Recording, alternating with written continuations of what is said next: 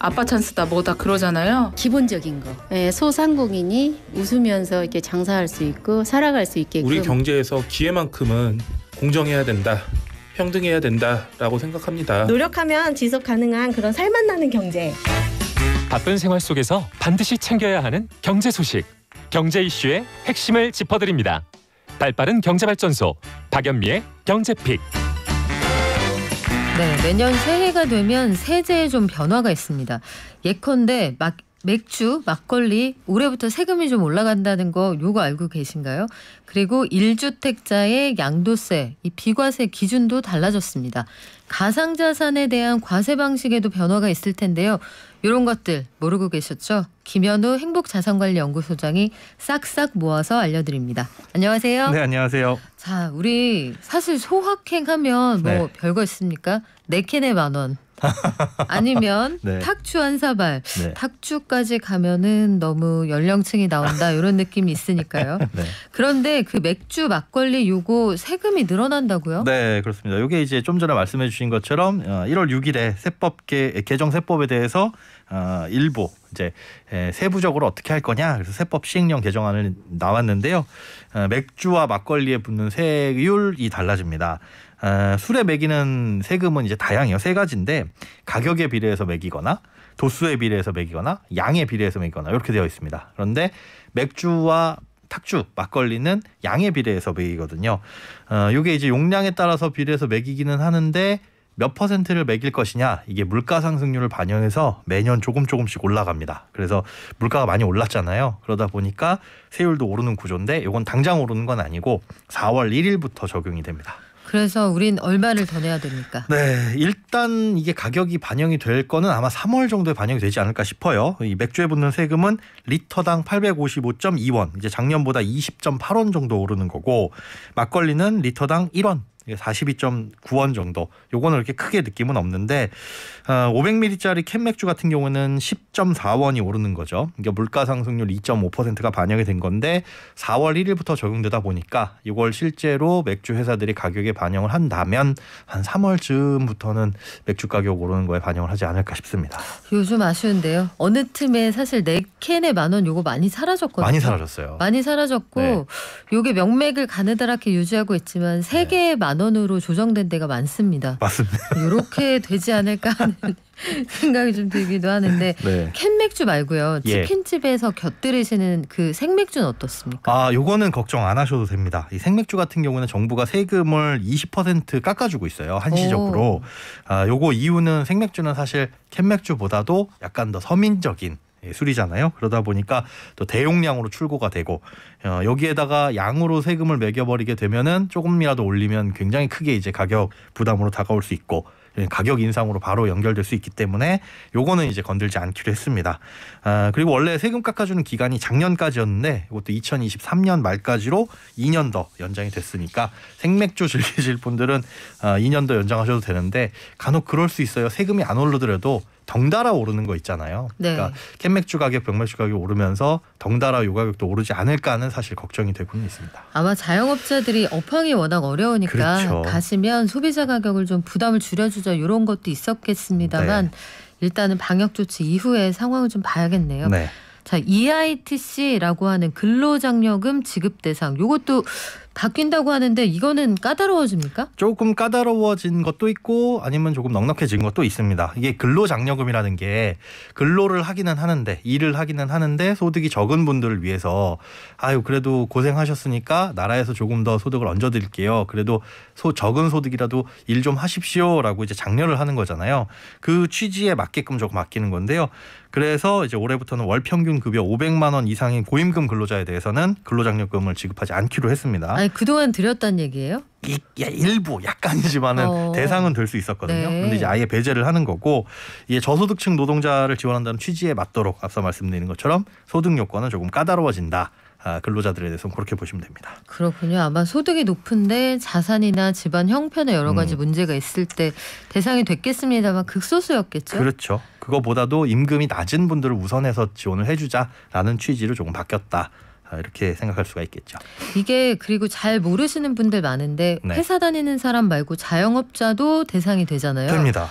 자영업자에 대한 근로장려금 지급 요건 이건 어떻게 되나요? 요것도 달라졌는데 자영업자 같은 경우에는 그냥 번 돈을 그대로 치는 게 아니라 이 소득이 얼마냐 이걸 판단을 할 땐 업종별 조정률이라는 걸 곱해요. 그러니까 일부 업종에서는 이 조정률이 좀 낮아져서 같은 돈을 벌더라도 더 적게 번 걸로 계산이 됩니다. 그러니까 예를 들어서 음식점 같은 경우에는 작년까지는 조정률이 45%였는데 올해는 40%로 낮아졌어요. 그러니까 똑같은 1,000만 원을 벌더라도 작년에는 450만 원을 번 걸로 쳤는데 올해는 400만 원을 번 걸로 치는 거죠.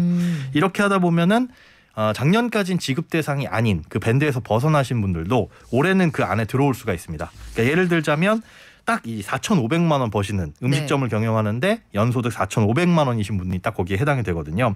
종전까지는 4,500만 원에 45% 하면은 소득이 2,025만 원이에요. 그럼 2,000만 원을 넘어가기 때문에 이분은 대상이 안 됐었거든요.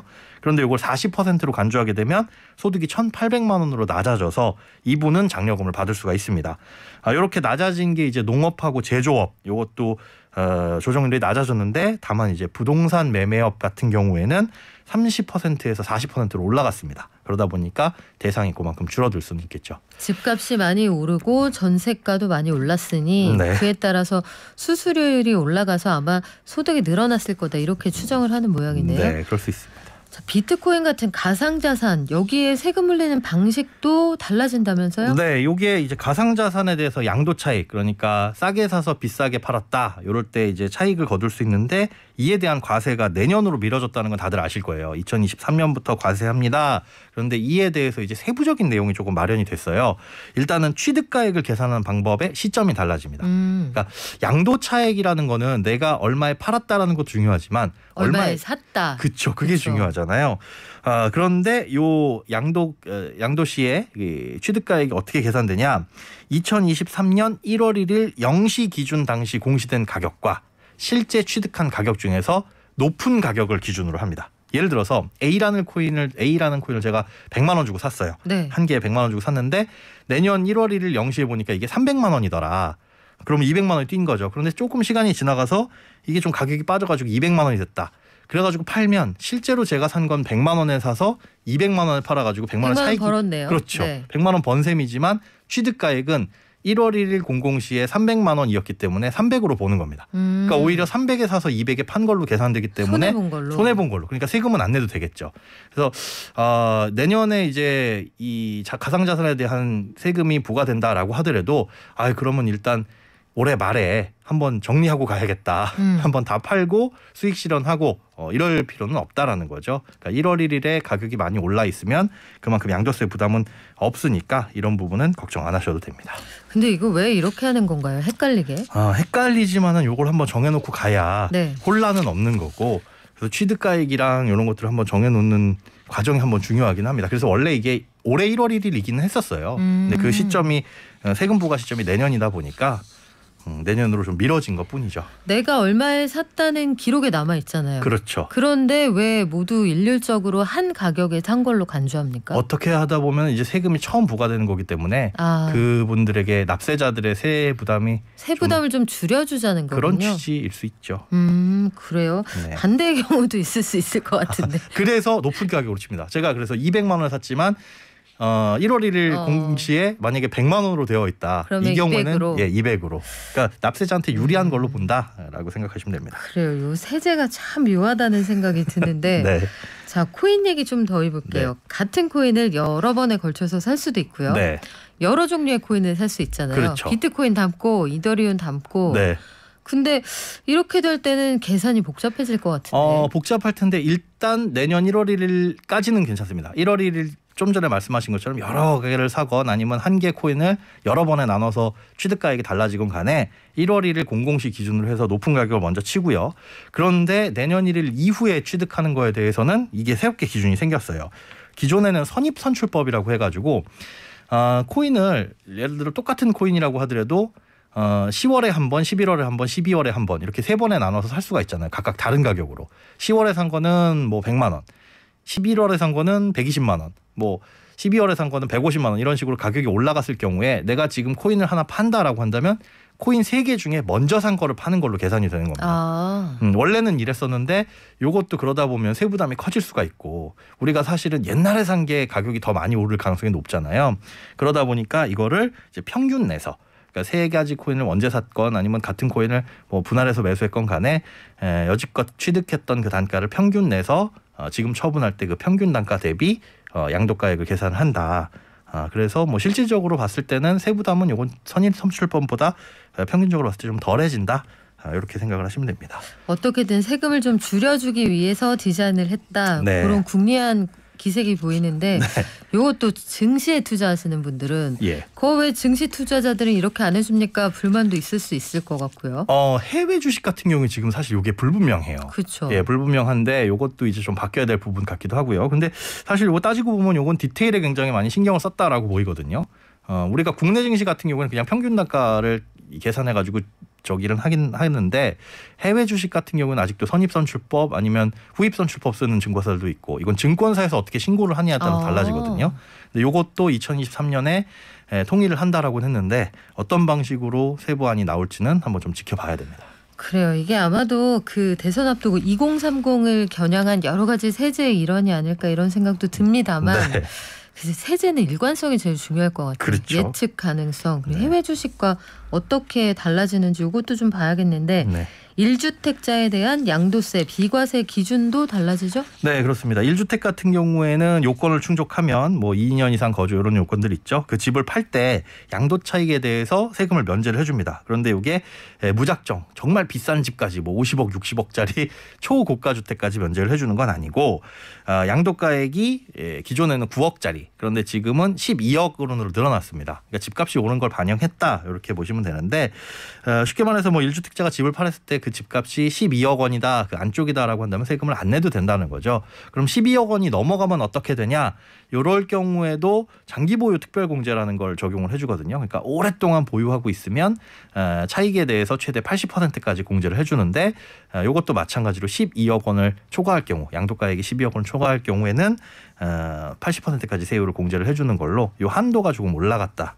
이렇게 보시면 됩니다. 네, 1주택자에 대한 부담은 좀 줄어든다는 얘기인데 네. 종부세 관련한 기준도 좀 바뀌고 상속 관련해서 기준이 완화된다 이런 얘기가 있네요. 네, 그렇습니다. 종부세가 굉장히 핫했었죠. 그런데 이 종부세 세율을 결정하는 가장 주요한 요인이 주택수예요. 그러니까 1주택자냐 아니냐에 따라서 세금이 2배로 뛰어버리거든요.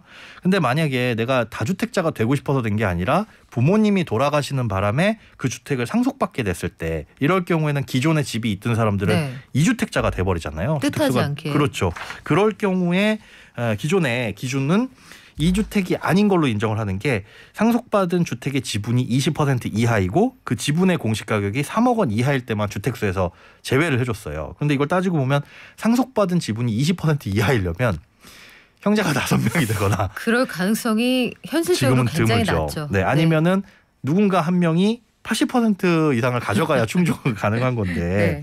그러다 보니까 이것도 좀 완화를 해주자라는 것 때문에 바뀌었습니다. 그래서 공시가격에 상관없이 상속주택을 최대 3년 내 매각하면 종부세 법상에서는 1주택자로 인정하기로 개정이 됐습니다. 조금 부담이 완화되긴 했는데 이런 부분도 현장에서 어떻게 적용이 되는지는 조금 더 살펴봐야 됩니다. 3년 안에 팔아야 된다 이렇게 이해하시면 되는 거죠? 그렇죠.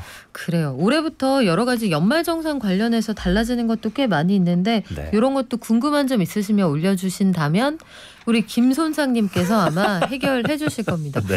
올해 그 서류 넘어가는 거 말고는 특별히 크게 달라지는 건 없죠? 사실 연말정산 같은 경우에는 1년 농사 이미 끝난 거기 때문에 챙겨야 될 서류들만 차곡차곡 잘 생기셔서 누락 없이만 하시면 되고 또 중복 안 되게 중복돼서 괜히 더 공제받았다가 가산세 물면 그런 부분만 조심하시는 게 오히려 절세하려다가 가산세 물지만 않아도 그게 가장 큰 절세가 아닐까 싶습니다. 네, 그거 진짜 주의하셔야 됩니다. 네. 맞벌이하는 부부들 인적 공제 아이는 하나인데 양쪽으로 공제 받으시면 큰일 나고요. 네. 부모님 혹은 집에 있는 배우자가 내가 생각하는 것보다 소득이 많을 수가 있습니다. 그거 맞습니다. 챙겨보시고요. 저희 질문 들어오는 것들이 있는 대로 속속 알려드릴게요. 지금까지 행복자산관리연구소 김현우 소장이었습니다. 고맙습니다. 네, 고맙습니다.